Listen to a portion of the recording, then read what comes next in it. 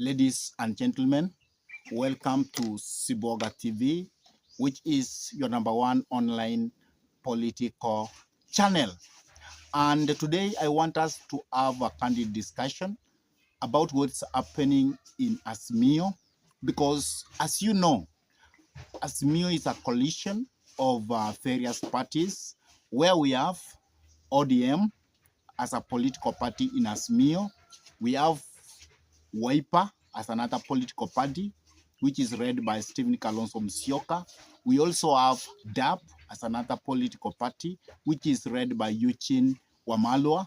We have Jubilee, which is led by the former president Uhuru Kenyatta, but now the person who represents that is Jeremiah Kioni. And also we have the party which is led by Martha KARUA. And it seems that the AZIMIO fraternity is not able to hold together anymore because of what has happened, because the ODM party has actually joined the Kenya Kwanza government, and the Kenya Kwanza government has offered them various positions in the cabinet, like people like John Mbadi now are enjoying being in the cabinet secretary. People are like Wycliffe Ombeta Oparanya are enjoying being in government. People like Opio Wandai and Ari Asanjo. So you can see the Kenya Kwanza government has made 4 members of ODM to be cabinet secretaries of various docket in Kenya Kwanza government. And because of that, that has actually shaken the AZIMIO coalition. And that's why the AZIMIO coalition is now actually shaking. So that is actually what I want us to look into length. But before we dive in and try to look at that, I could request you kindly to take a minute or two and subscribe to this YouTube channel. Give this video a like, share the video to your friends, and if your friends are lovers of politics, please request them for us to subscribe to this YouTube channel. And for those ones who have actually subscribed to our YouTube channel, I will not forget you, and I have to tell you thank you so much, because you serve as our inspiration so that we can continue coming up with this kind of political analysis. And lastly, whenever you subscribe to our YouTube channel, always remember to smash the bell button, because once you smash the bell button, you give YouTube an okay so that it can notify you whenever we upload any political content into YouTube, so that you can watch that content. Now, let us go back to the discussion why AZIMIO fraternity is on the verge of breaking completely, because of what ODM has done by actually going in bed with the Kenya Kwanza government. And that I mean by them accepting William Samoei Arap Ruto to nominate some of the members of the ODM as a political party to be cabinet secretary. Because as you know, we have been having the flackers, we have been having the Gen Zs uprising. And because of that,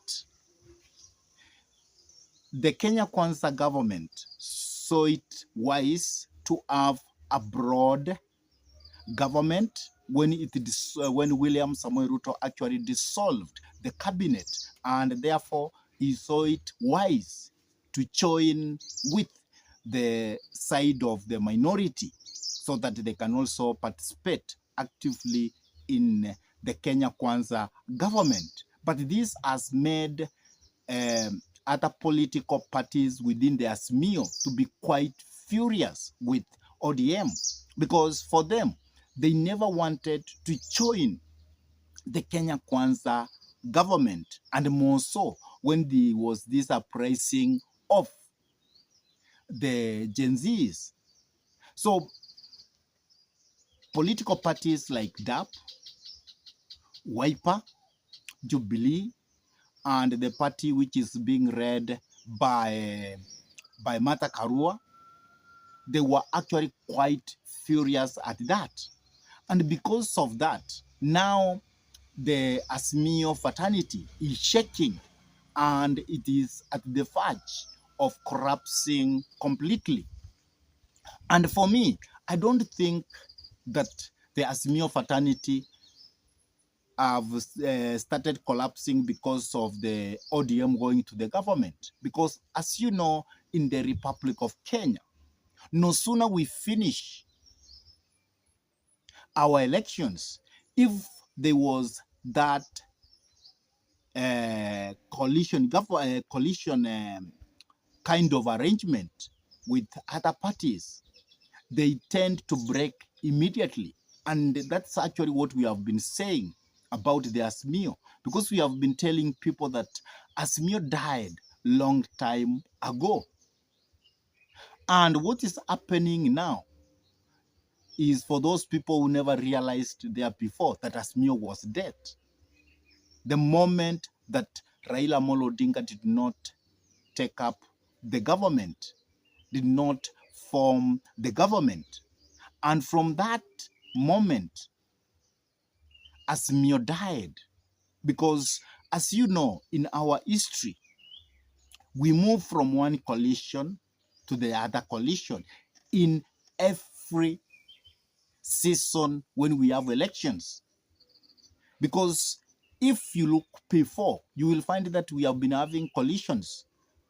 And those coalitions in our republic, they serve as a vehicle to win an election.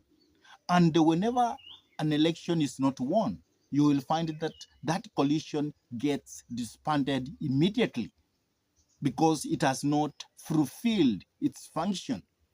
So you will find that this coalition, they don't stay until another next election. And that's why I'm saying that they are just used as vehicles of winning an election. And that is what is happening with AZIMIO. So no sooner Raila Amolo Odinga found that the AZIMIO coalition never gave him victory because there was a lot of lies within it. He actually moved from it psychologically, even if people could see him saying that we are in AZIMIO, AZIMIO is strong. And always, as you know, Raila Amolo Odinga is a man who always takes opportunity as they come. And when he saw the Gen Zs have provided an opportunity for him to have an handshake with William Samoei Arap Ruto, to enter into William Samoei Arap Ruto's government, he jumped on it immediately. And that's why he had to surrender those 4 names to President William Samoei Arap Ruto so that they can be included in the Kenya Kwanza government. Even if there is a big division within the ODM party. But I'm very sure once Raila Amolo Odinga has made a decision that is final, and for those who are trying to be rebels within ODM, it's a matter of time that they are going to be removed from their various dockets. And now, that is people like Martha Karua, they have realized that being in AZIMIO is not attainable. But they knew it from the word go. Because from the word go, when Raila Amolo Odinga was not capable of snatching presidency, that was the death of AZIMIO. Because Martha Karua, who was the running mate of Raila Amolo Odinga, he never did enough from the mountain to bring enough votes for Raila Amolo Odinga to win. And that means even the value of Martha Karua in the AZIMIO coalition was seen to be not of any importance because he never helped Raila Amolo Odinga to win. And that's why even Stephen Kalonzo Musyoka became the second man to Raila Amolo Odinga immediately. They found that Martha Karua never brought any votes to the Kenya Kwanza camp. And I think Martha Karua realized from the word go that he is not going to be of major help within the AZIMIO. And by now, Martha Karua bullying out of the AZIMIO because yesterday, Martha Karua came out and said that it is not attainable to be in AZIMIO because the ODM party have broken their covenant. And for him, he was bullying out of the AZIMIO. That actually happened as a catalyst because I'm very sure Martha Karua has always been feeling that he is being choked by Stephen Kalonzo Musyoka, and now he was preparing. He wanted to have something so that he can actually throw the dirt to that something so that he can move out of the AZIMIO coalition. And that is what has happened when he found this opportunity that now the ODM has moved to the side of the government. Then he knew this is the best time for me to move from the AZIMIO fraternity so that I can read my party separately. And also, Martha Karua was not going actually to stay longer in the AZIMIO coalition because I'm very sure the person who was given the priority in AZIMIO now to read AZIMIO is Stephen Kalonzo Musyoka. And knowing that Stephen Kalonzo Musyoka may not choose her as his running mate late come 2027. So Martha Karua was strategic to move out of the AZIMIO because he knew that he does not have a bigger chance of probably becoming the running mate of even Stephen Kalonzo Musyoka. And that's why he had to pull out. So by ODM going into the government and Martha Karua moving out, I think that was a trigger because I'm very sure Martha Karua had meditated long time ago on how to move out of the AZIMIO coalition. So yesterday he did it. He moved out of it, and they blamed that because of the ODM going into bed with the Kenya Kwanza government. And now in that arrangement of the AZIMIO, I think the people who have remained there is Stephen Kalonzo Musyoka is stuck there because he has nowhere to move. And that's why he's calling for other people to enter to AZIMIO. Then we have the DAP party, who has also been stuck within the AZIMIO, who is Eugene Wamalwa. And then we have Jeremiah Kioni from the Jubilee party, who has also seen. And also there are very many people who are going to probably to join the AZIMIO side because probably you will find that they have been removed from probably Kenya Kwanza government. And because now they are furious, they are likely to join hands with Stephen Kalonzo Musyoka. So the political realignment is going on. And that's why as we go towards 2027, we are going to have a very different kind of political realignment. Because at 2027, you may find that the people who are opposing President William Samoei Ruto will actually support him so that he can get the second chance. So also for them, they can secure their positions in the government.